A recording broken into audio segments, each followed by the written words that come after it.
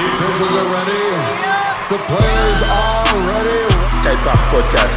Undisputed number one attraction, the pound for pound superstar. Vivre basket, il faut penser basket. It's over! Unbelievable! Allez, maintenant on passe à l'émission. Notre premier invité, vous avez dû entendre parler de ce qui s'est passé à Saint-Delphin récemment. C'est Jean-Philippe Zavant. Jean-Philippe qui était le coach de Saint-Delphin depuis maintenant 4 ans, dans sa 4e saison. Et Fred Tauzin, qui est le nouveau président depuis peu, a, semble-t-il, décidé de se séparer de Jean-Philippe et de son staff. Ça a fait quelques petits remous. Nous, ça nous intéressait d'avoir Jean-Philippe parce que c'est quand même le coach numéro 1 chez les filles en Gironde, puisque son équipe évolue en National 2, Saint-Delphin. Et donc voilà, on va l'avoir tout de suite, Jean-Philippe, pour discuter de tout ça et savoir comment il le vit et qu'il nous raconte un petit peu ce qui s'est passé. Rien à voir avec Sophie Zavant. Oh. Qui est Sophie Zavant ? Sophie Davant. Pardon. Tu couperas cette blague au montage. Allô. Jean-Philippe, comment tu vas ? Oui, ça très bien, et toi ? Ça va, nickel. Donc c'est Ablaï, t'as reconnu, et je suis accompagné de Jordan Gonzalez. Salut Jean-Philippe. Salut à toi. Jean-Philippe, merci beaucoup encore d'avoir accepté notre invitation. Ça nous fait vraiment plaisir. On aurait sûrement aimé t'avoir dans le podcast dans j'ai envie de dire, dans des conditions un petit peu différentes pour parler de choses positives. Mais bon, l'actualité fait que malheureusement, ça s'est pas très bien passé, on va dire, et que tu n'es désormais plus le coach de Saint-Delphin. Bah, j'ai trouvé que ça pour passer dans ton émission, en fait. J'attendais l'appel, j'ai dit bon, je vais faire un truc, et puis voilà, donc c'est un succès. Bien joué, ça a marché. Ouais, bien joué. Bon, en tout cas, avant de parler de ça, parce que bon, là, ça s'est terminé un petit peu, on va dire, négativement, mais il y a plein de belles choses qui se sont passées à Saint-Delphin depuis ton arrivée. Et ça nous intéressait aussi de parler un petit peu de ça, de savoir un peu quand t'es arrivé à Saint-Delphin. On en avait déjà parlé avec Christian Mathion lorsqu'on l'a eu dans le podcast. Il avait dit que de bonnes choses sur toi. Moi qui te connais un petit peu aussi, j'ai que de bonnes choses à dire sur toi. Et je voudrais que tu nous racontes comment t'es arrivé à Saint-Delphin, comment se sont passés tes débuts, et puis voilà, qu'on puisse faire un petit récap de ce que tu as vécu là-bas. Est-ce que tu peux déjà commencer par nous dire comment tu es arrivé à Saint-Delphin, ce que tu faisais un petit peu avant d'être contacté par le club?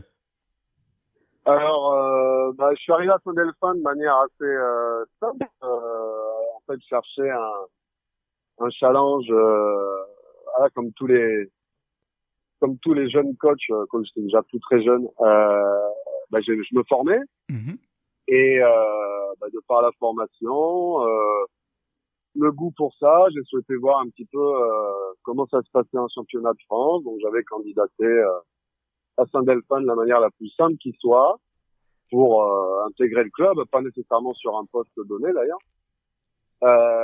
Et j'ai eu l'opportunité que Christian m'a donné d'assister Jacques Avignon. D'accord. Sur ma première saison au club, il y a 4 saisons de ça. Ok.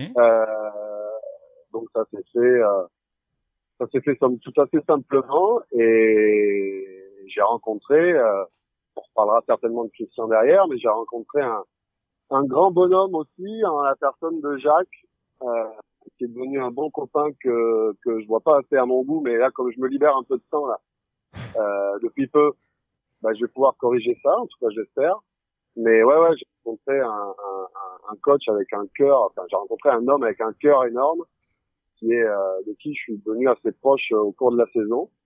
Et moi, ça m'a permis de voir aussi un fonctionnement, de découvrir le club, et de faire une première saison en tant qu'assistant, dans laquelle il m'a quand même beaucoup responsabilisé, puisqu'il avait une mission humanitaire en Haïti, et donc il était parti pendant 1 mois assez tôt dans la saison. Donc j'ai pu avoir le groupe en solo pendant ce mois-là. Donc et puis après on a travaillé ensemble. On fait une année play-off avec des grosses équipes sur cette année-là, parce qu'il y avait Orthez qui finira champion de France, il y avait Soleil. C'est 2 équipes qui sont en National 1 maintenant. C'était en N3 ça à l'époque. Vous étiez en N3. Ouais, c'était en N3. Ouais, okay. Tout à fait. Et donc puis Jacques a souhaité arrêter le coaching à Saint-Delphin sur la fin de cette saison-là. Et donc Christian moi j'avais clairement dit que je ne prendrais surtout pas de Jacques, mais que s'il venait à arrêter, évidemment que T'étais dans prêt à ce prendre le relais. contexte-là, voilà. Donc ça s'est passé comme ça, et Christian a tenu ses engagements et m'a fait confiance. Et j'ai donc fait, suite à ça, 3 saisons complètes, où on a démarré en National 3, et sur la fin de saison dernière, on s'est mis 3e de National 2. Donc, voilà, comme ça pourrait, je vais essayer d'être le moins polémique possible, parce que voilà, j'ai envie de passer à autre chose moi aussi, et puis je pense que tout le monde a besoin, le club aussi a besoin de passer à autre chose. Jean-Philippe, est-ce que je peux te demander de bouger un tout petit peu, parce que on t'entend parfois un tout petit peu moins bien. Très bien, ouais, je vais essayer de résoudre ça, mais malheureusement j'ai dû prendre vous me dites quand c'est mieux. Ouais, là on t'entend. La communication est pas très mauvaise, mais parfois il y a des moments où on t'entend un peu moins bien. Je vais essayer de me garer, comme ça va stabiliser l'affaire, mais c'est là où je suis, ça roule un peu. Donc là, dans quelques instants, je vais me garer dans une demi-seconde. Ok, vas-y. Là, j'arrive à un parking. Hop. C'est du live, Ça direct. devrait plus bouger. Est-ce que vous m'entendez? On t'entend bien, nickel. J'avais une Bon, question, nickel. Jean-Philippe. Avant de devenir assistant donc de Monsieur Avignon, est-ce que tu avais d'autres expériences au niveau féminin ou masculin? J'ai fait que du basket féminin D'accord. depuis une quinzaine d'années, et j'ai fait tous les niveaux jusqu'à la N2, sauf la prénat. Donc j'ai fait D1, D2, D3, R1, R2, N3 et N2. Toujours en basket féminin. D'accord. Jamais d'expérience masculine, et ça t'a jamais tenté? Disons que dans les c'est vachement je vais faire l'inverse de la misogynie, mais dans les niveaux plus faibles à l'époque, alors je sais pas maintenant, je fais pas d'analyse là-dessus maintenant, mais à l'époque j'estimais que le basket féminin c'était plus intéressant à des petits niveaux. Donc je parle notamment sur les niveaux départementaux, parce qu'elles ont un altruisme naturel qui permet tout de suite de mettre des choses en place. Là où les garçons, ils aiment bien se monter sur la tronche, les filles, elles ont besoin de se baser aussi sur du collectif pour performer. Donc ça, j'avais eu un goût un peu là-dessus, et puis après, une fois qu'on met le doigt dedans, là, voilà, ça se poursuit sur d'autres saisons, on essaie d'avancer sur des niveaux différents, etc. Alors ça, c'était plus réfléchi. Et quand tu arrives à Saint-Delphin et que donc voilà, t'as les rênes de l'équipe après le départ de Jacques, c'est quoi l'empreinte Jean-Philippe? L'empreinte, je sais pas. Globalement, quand on change d'entraîneur sur des fins de cycle, c'est toujours, il y a toujours une phase où c'est mieux. En général, avec le nouveau qu'avec l'ancien, parce qu'on fait les choses différemment, parce que le discours est différent. Maintenant, moi, je pars pas du principe d'imposer un style. Je regarde un petit peu les joueuses, et notamment à l'époque sur la saison M3, les joueuses qu'on avait. Et c'est sûr qu'athlétiquement, on était au-dessus, quoi. On était au-dessus. Donc, on a d'abord essayé de défendre avec beaucoup de pression sur la balle. Et ça s'est fait parce que les filles étaient de cette constitution-là. Mais pas en se disant, en faisant, c'est défendre, ou c'est attaquer, ou c'est défendre en zone. Voilà. J'avais pas d'idée préconçue de ce point de vue-là. Tu t'adaptes à ton effectif? Ouais, puis après, on a recruté autour de l'effectif qu'on avait aussi. Donc après, on a essayé de prendre des filles qui étaient mobiles, qui avaient certaines des appétences à la défense pour consolider ça. Mais de base, voilà, quand moi j'arrive, il y a déjà des Mathilde, des Janeka, qui sont des joueuses qui sont très fortes en attaque, évidemment, mais qui avaient des aptitudes athlétiques par rapport au niveau qui étaient bien au-dessus, quoi. Donc, l'idée d'étouffer les adversaires, est apparu assez clairement, et ça nous a simplifié le job, quoi.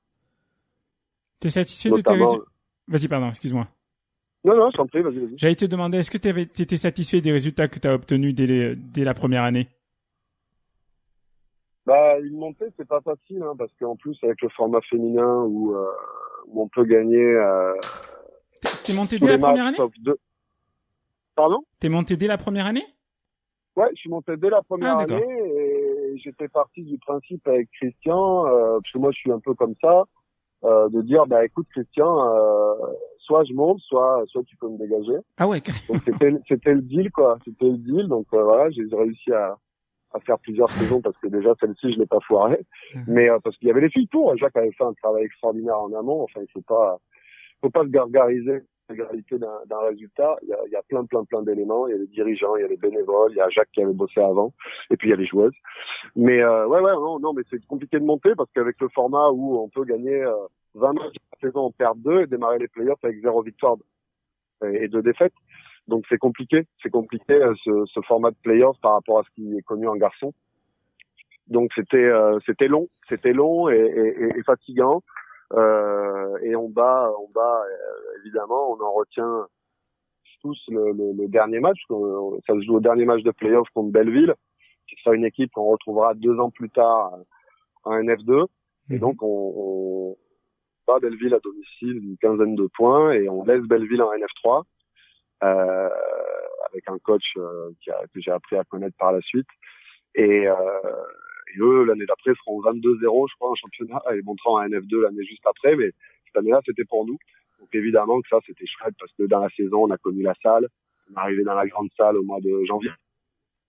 Donc on avait commencé la saison à Nelson Payou et on continue sur le complexe Rifio. Et on monte en N2 dans cette salle-là. Donc ouais, bien sûr que c'est des chouettes souvenirs, quoi. C'est des chouettes souvenirs. C'est obligé, quoi. C'est obligé.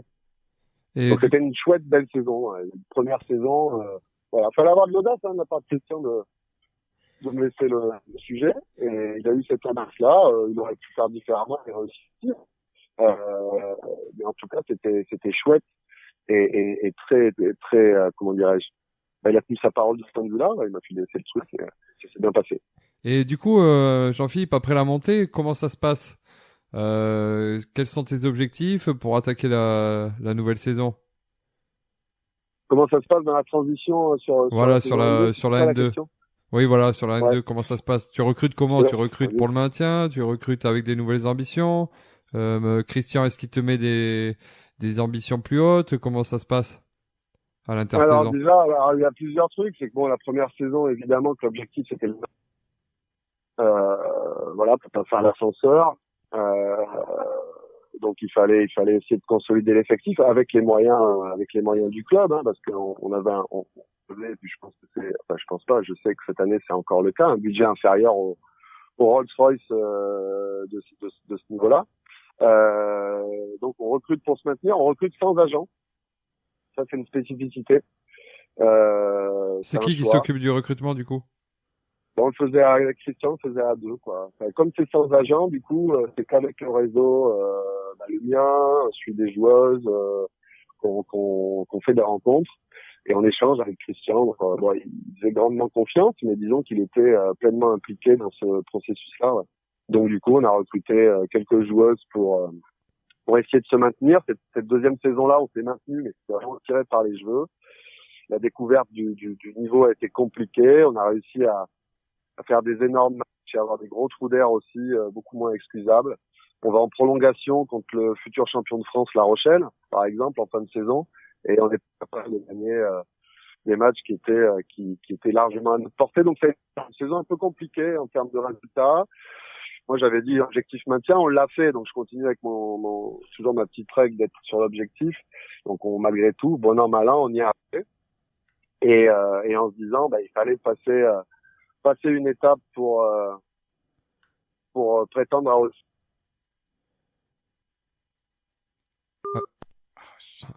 Ça a coupé. Ah, là, on a des problèmes de qualité de son. On va essayer de rappeler tout de suite Jean-Philippe. Allô? Oui, messieurs. Oui, je pense que ça va être mieux. J'ai pu un peu avancer. Là, oui. Un peu de critique. C'est vraiment laborieux. Je suis désolé. Là, ça va mieux. Là, déjà, on t'entend beaucoup mieux. Ouais, mais là, je bouge plus. Je me gare, je bouge plus. Et là, normalement, je dois être un petit peu mieux. C'est ça de vivre dans le Médoc, quoi. Ouais. C'est pas bon. Voilà, c'est bien. Bon. En tout cas, là, on t'entend bien. T'étais justement en train de nous parler de la troisième saison. Non, de la seconde saison, pardon. Oui, tu nous disais que la première saison en 2. L'objectif, c'était dans le top 4 de la poule. Ouais. Là, évidemment, il n'y a pas grand monde qui y croyait parce que on avait fini difficilement maintenu la saison avant. Donc là encore une fois, hein, évidemment, je remercie toujours Christian, mais il a su faire fi de cette saison difficile et avoir une analyse qui est respectable et de me conserver dans le truc. Et donc la saison dernière, on fait 3e en échouant aux portes des playoffs pour lesquels on n'était absolument pas préparé, hein, de toute façon. Puisqu'on perd au buzzer contre le Poinçonnet qui finira vice-champion de France, et après on perd Belleville, donc les 2 derniers matchs contre le premier et le deuxième, on a fait un des deux, on allait en play-off. Ça n'a pas été le cas, mais c'était absolument pas une déception parce que personne n'aurait parié, ou quasiment personne n'aurait parié un centime sur le fait de finir 3e l'année dernière. Et du coup ça boucle, voilà, comme je le disais, démarrer en N3 et finir sur une saison 3e de N2, ça peut être beaucoup mieux, on peut toujours faire mieux évidemment, ouais, mais c'est quand et même pas mal, ouais. Ça reste raisonnable, voilà. Et puis dans un basket girondin qui parfois est un peu en souffrance, ça reste quelque chose de propre qui peut être toujours amélioré. Je pense que le club va faire encore mieux par la suite et voilà. Mais disons que ouais, on était quand même tous assez fiers avec les aménagements, toujours pareil, hein, parce que le recrutement à l'intersaison, pas celle-ci mais celle d'avant, on n'a pas fait de folie, hein. Je veux dire, on a pris des joueuses par notre réseau, toujours pas d'agents, un petit peu de forum, un petit peu de réseau. Et on a fini. Je sais que les gens du coup aussi m'associent beaucoup à la défense, mais bon, on finit meilleure défense de la poule et je crois une des toutes meilleures défenses de toute la NF2. Ouais, après on avait rentré une joueuse comme Justine Bichot qui est une joueuse extraordinaire sur le poste 1, qui met une pression sur la balle, c'est du, enfin, je veux dire, à nos niveaux là, c'est absolument du jamais vu.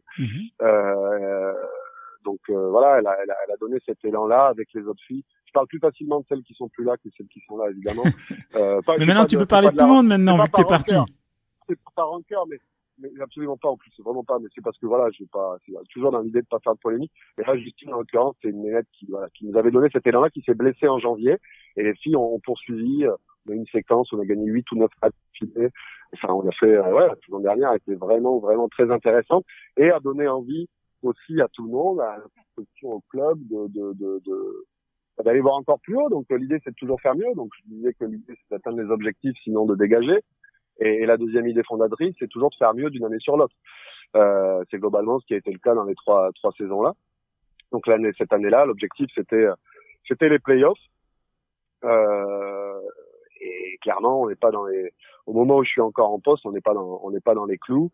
Avec un recrutement intéressant, il y a plein de choses à analyser, mais en tout cas, force est de constater qu'on n'est pas dans les clous, même si je pense que les filles ont encore un coup à jouer.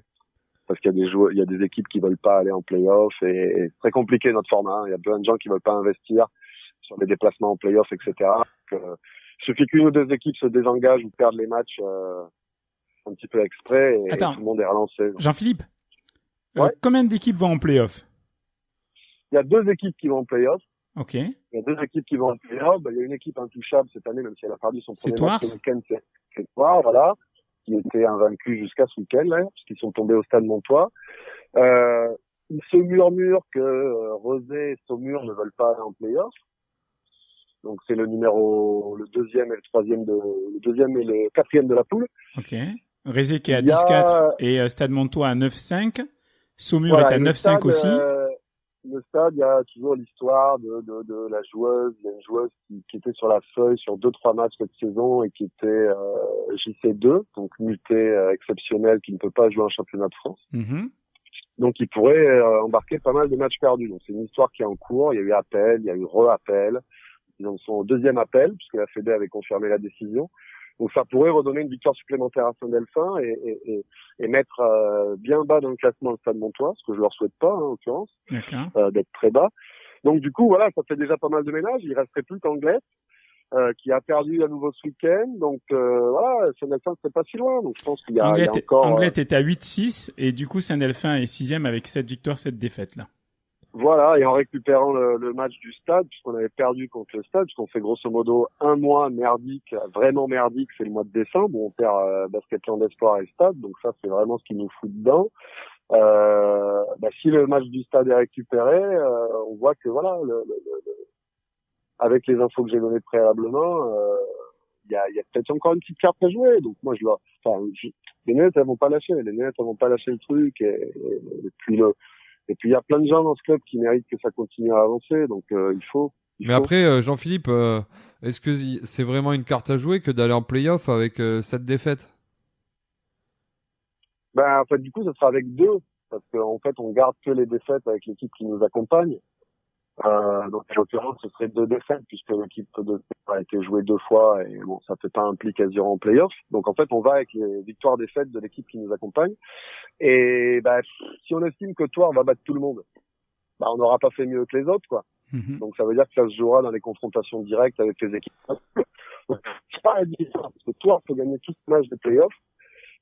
Et du coup encore une fois si on Oula, là on t'entend mal là. On t'entend mal. Non, décidément. Vas-y. Est-ce que c'est mieux ou pas? Là, je t'entends. C'est bon. Vas-y, on t'entend. Ouais. Donc, je disais, si les 2 équipes sont à une victoire, une défaite dans l'autre pool, ça peut se jouer, quoi. Ça peut se jouer. Clairement. Bon, après, voilà, l'histoire est encore longue. Il reste 8 matchs. Faudra voir comment ça se passe. Mais ça reste une possibilité. C'est un championnat qui est très ramassé, très homogène. Il y a que 9 équipes non espoirs, hein, donc ça va très, très vite. Les espoirs viennent un petit peu foutre le bazar là, avec audace, et elles ont bien raison.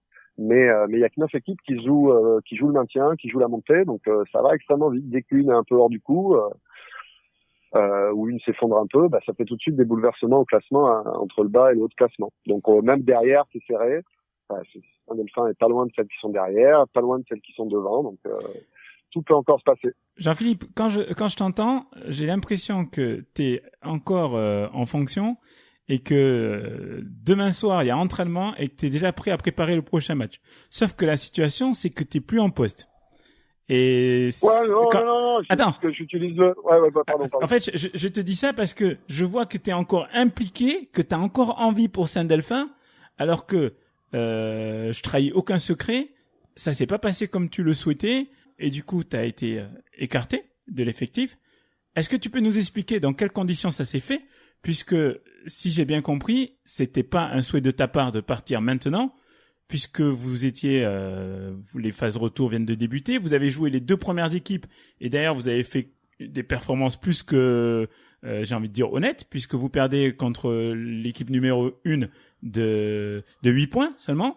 Et puis vous perdez contre Basket Club Saint-Paul-Rez de 3 points. Donc ce sont quand même des performances pas trop mauvaises. Et derrière, t'es écarté. Ouais. Est-ce que tu peux nous expliquer dans quelles conditions t'as été écarté? Comment ça s'est passé concrètement? Ça tient pas à grand chose malgré tout. Je veux dire, à Rosé, elle marque un panier au buzzer à 8 mètres défendu par la joueuse la plus grande de l'effectif. Elle voit même pas l'anneau. Comme quoi, ça tient pas à grand chose dans les conditions. Est-ce que tu penses que si tu gagnes ce match-là, t'es encore en poste aujourd'hui? Ouais, je sais pas, j'en sais rien.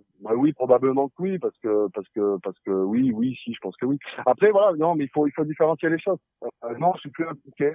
Au sens où, voilà, je suis pas, j'ai dit nous parce que c'est difficile, hein, quand on passe, oui, c'est normal, ça fait des années que tu y es. Tu te sens impliqué, oui, c'est normal. Ouais, quand on passe, je sais pas, moi, 10-12 heures avec des gens par semaine et qu'on prépare 10 à 15 heures par semaine chez soi, ça fait du mal, ça fait de l'implication pendant 3-4 ans, hein. Donc c'est vrai que du coup, le nous, il a du mal un petit peu à partir, mais par contre, non, là, je suis pas impliqué, je suis un grand garçon. Les dirigeants, ils ont pris une décision. C'est leur rôle de prendre des décisions. C'est pas le mien. Donc, de ce point de vue-là, il n'y a pas de souci. Après, ce qui est certain, en fait, c'est que j'ai un attachement pour le club.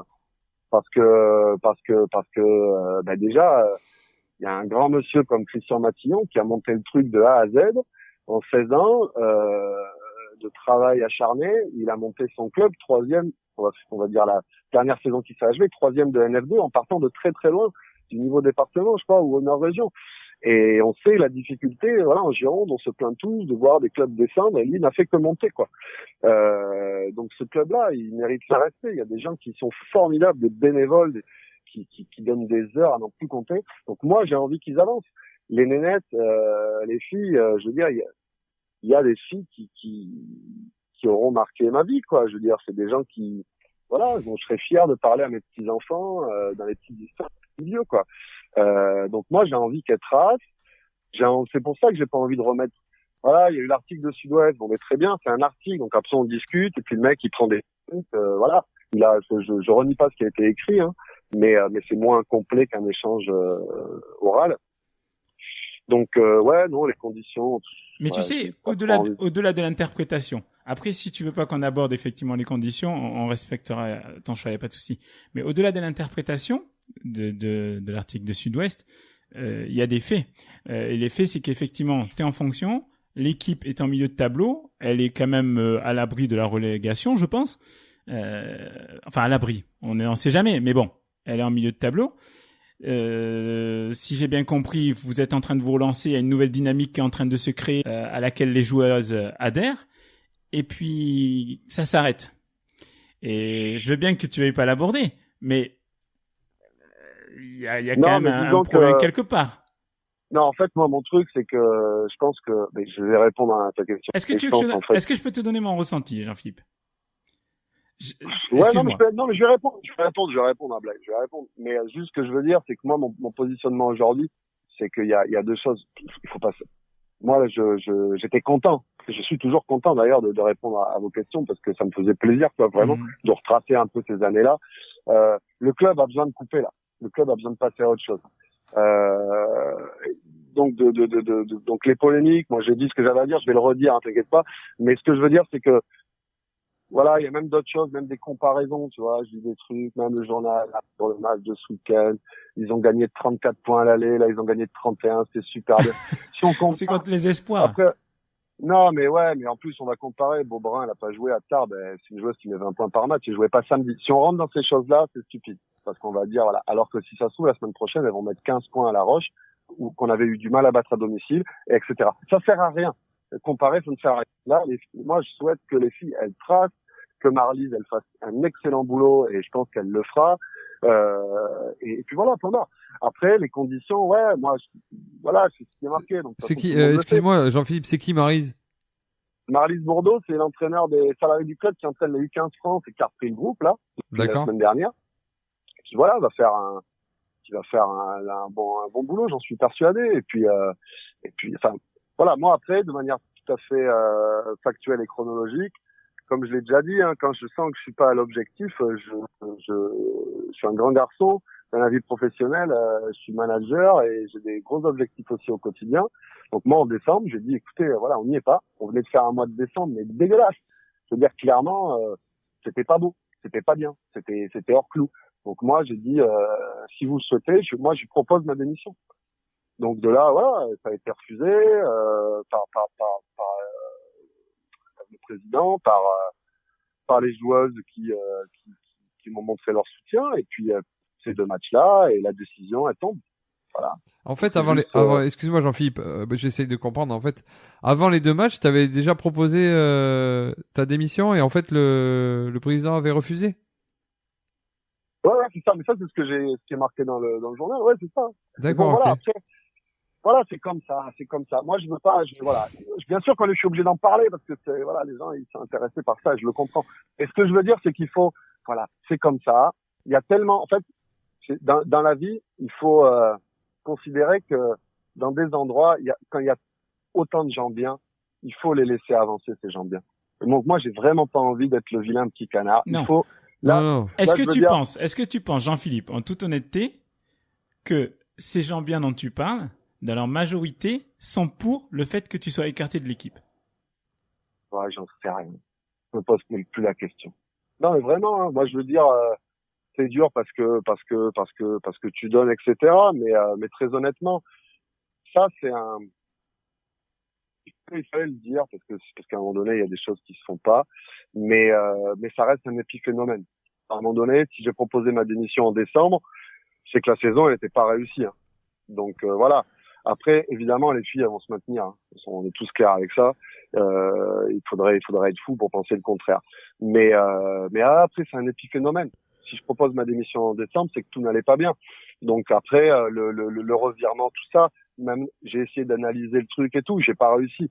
Donc voilà, basta. Moi, je souhaite que ça trace que le club y vive le mieux possible, qu'elle continue, qu'elle monte en NF1 le plus vite possible. Et puis voilà. Voilà. Moi, ce que je souhaite, c'est ça, qu'on reconnaisse que j'ai fait mon petit bout de chemin, qu'on est passé avec toute l'appui du club, avec toute l'appui des joueuses, on a fait N3 pour finir 3e de N2. C'est factuel.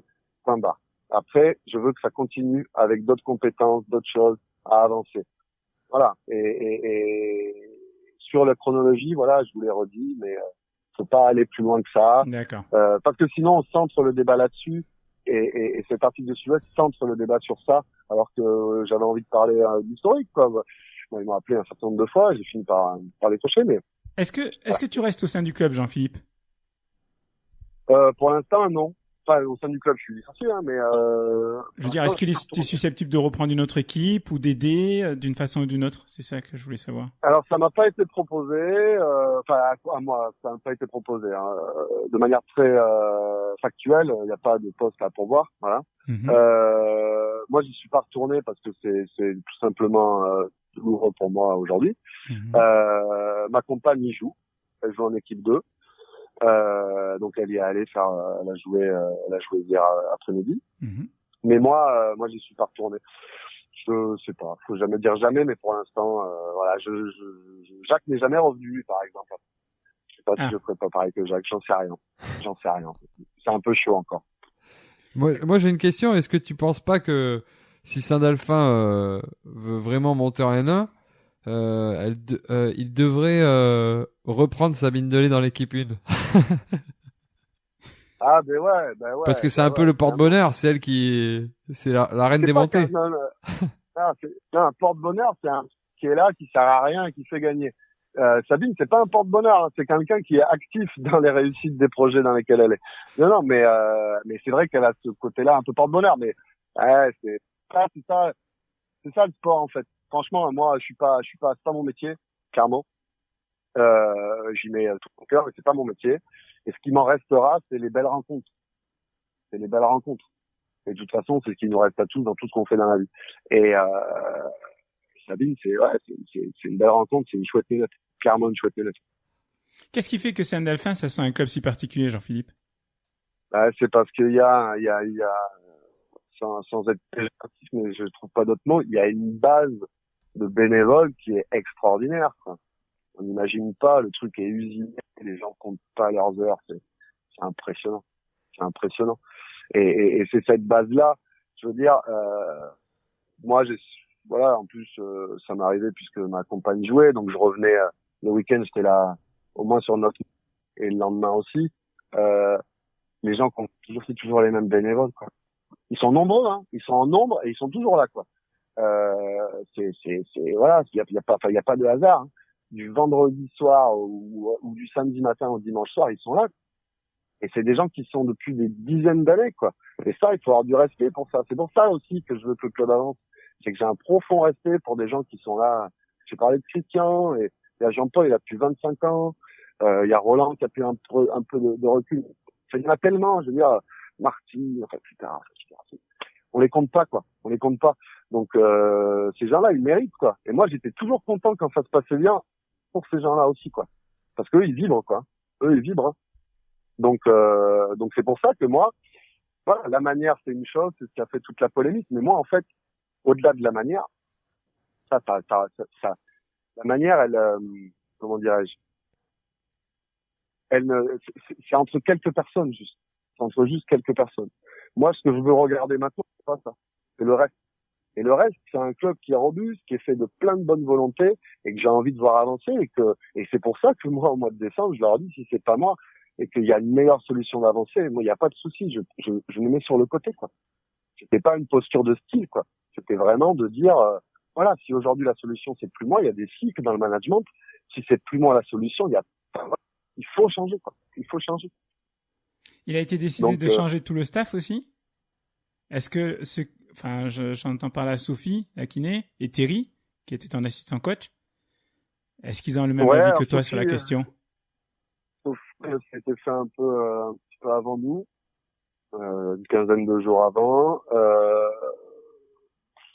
Je vais pas parler pour Thierry, quoi. Ça fait une grande gueule en plus. Bon. Mais donc il faut qu'on invite Thierry, c'est ça? Non, l'invitez pas. Thierry, me répond. Félicitations si tu m'écoutes. Non, mais on n'est pas fait c'est un pote, hein, mais on n'est pas fait tout à fait pareil. Mais voilà. Non, mais voilà, moi, j'ai pas à dire pour eux. Il a sauté avec moi, Thierry. Je pense que Sophie, c'est un contexte différent. Enfin, je sais pas d'infos à donner. Bon, en Thierry, tout cas, il a sauté avec moi, c'est comme ça, quoi. On respecte le fait que tu veuilles pas créer plus de polémique, parce qu'on voit clairement que ce que tu souhaites protéger, c'est le club avant tout. Et franchement, c'est tout à fait à ton honneur. Est-ce que cependant, après ton éviction, tu as eu le temps de t'adresser à tes joueuses?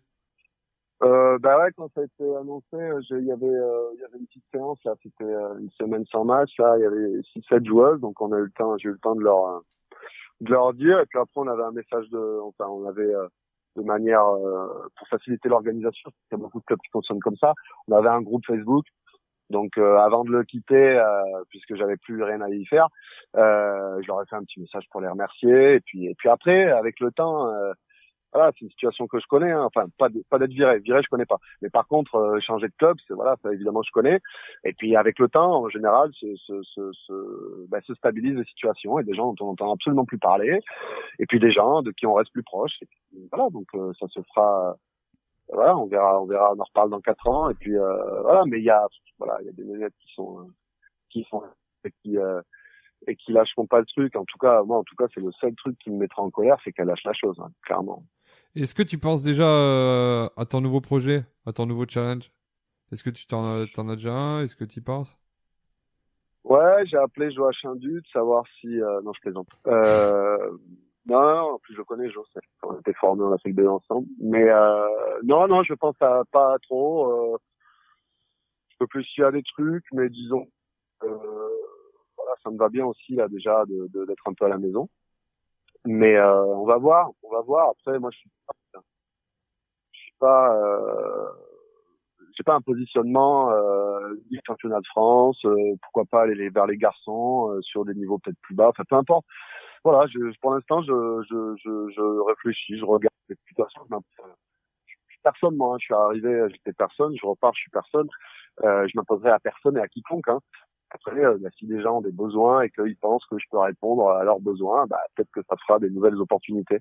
Mais il y a de calcul ou de volonté de faire telle ou telle chose pour l'instant, quoi. On passe le message, alors tu es ouvert à toute proposition. Ouais. Mais oui, bien sûr. J'étudie toute proposition, d'autant plus, en plus, avec d'autant moins d'exigences qu'encore une fois, c'est pas mon job, quoi.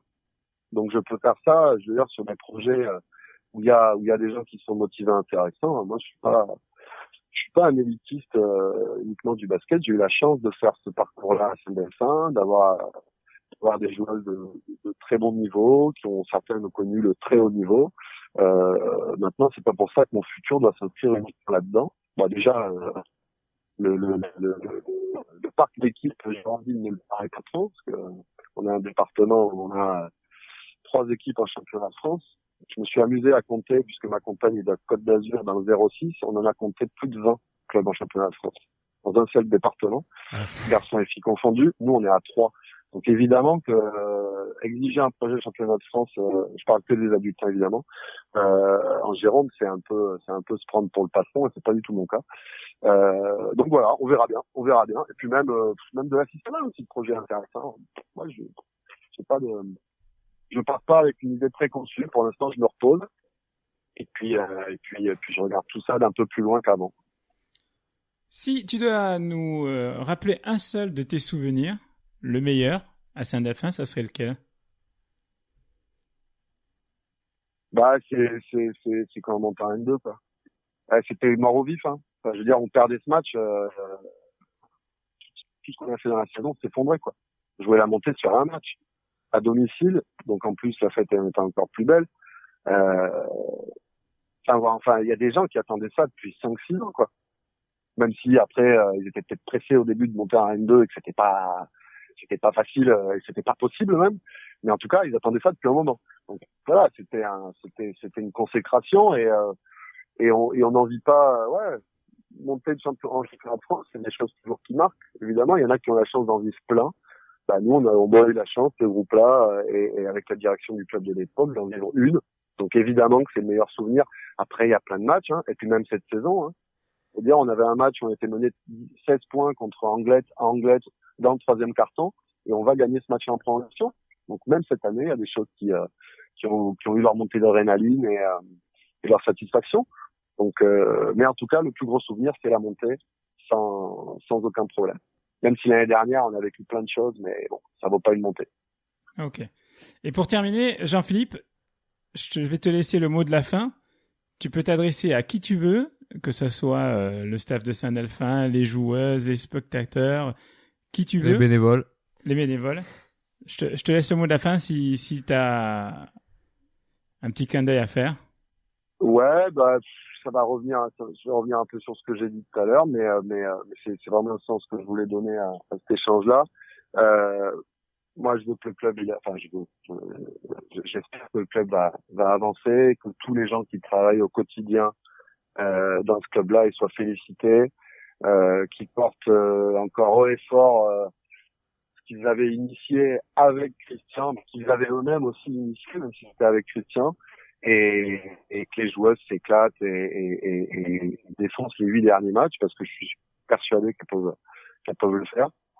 Et que si elles le font, elles seront en playoff, et moi j'en aurais aucune rancœur, quoi, parce qu'elles l'ont fait. De toute façon, ces hypothèses-là, on n'en connaît jamais la réalité. Peut-être que moi j'aurais fait une fin de saison merdique, donc c'est même pas ça, c'est même pas ces comparaisons-là. Moi je souhaite que ça trace, voilà, pour tous ces gens-là, pour les filles, pour tous les gens qui sont investis, parce que ce club-là le mérite, parce que le basket girondin le mérite, et que voilà, tout simplement.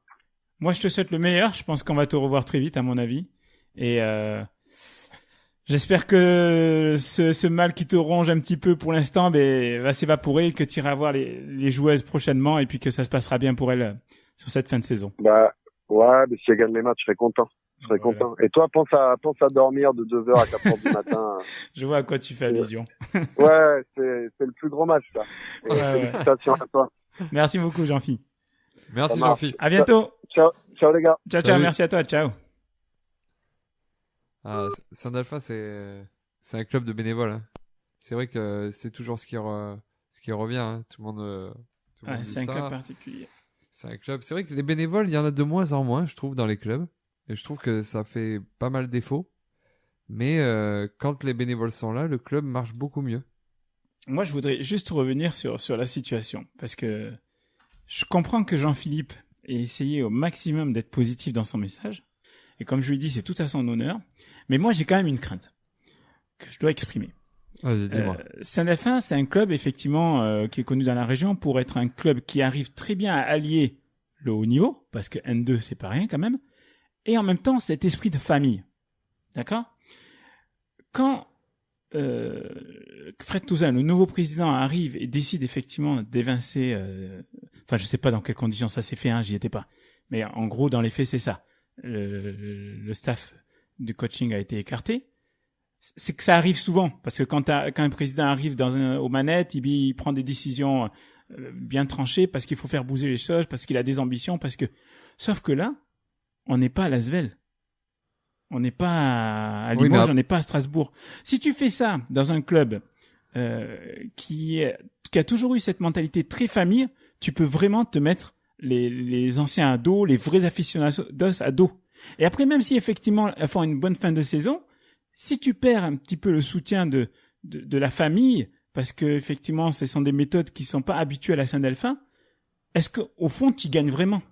Après, à Blaye, est-ce qu'il s'est pas honnêtement tiré une balle dans le pied en proposant sa démission 2 matchs avant? Peut-être qu'en fait, il a planté une petite graine qui est dans la tête du président et qui a germé au bout de 2 matchs. C'est possible. On sait pas tout. Mais après, connaissant un petit peu Jean-Philippe, je pense honnêtement que s'il a fait, c'est peut-être parce que déjà, il sentait qu'il devenait persona non grata, tu vois. Après, bon. On connaît pas les tenants et les aboutissants. Donc, bon, voilà. En tout cas, on va suivre les résultats et on verra bien si elle réussit à accrocher les playoffs. Voilà. En tout cas, on leur souhaite, parce qu'il y a plein de joueuses à Saint-Delphin que je connais et qui sont superbes. Donc on leur souhaite le meilleur pour la fin de saison.